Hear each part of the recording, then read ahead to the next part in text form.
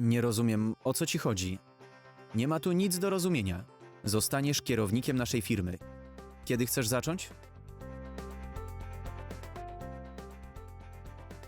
To nie w porządku. Robisz to, bo jestem twoim przyjacielem.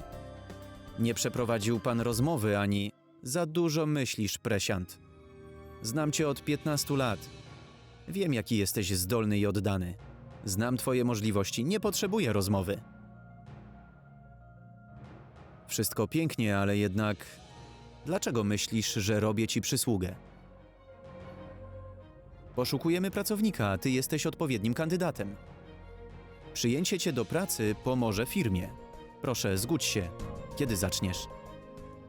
To twój przyjaciel. Kiedy tylko sobie życzysz.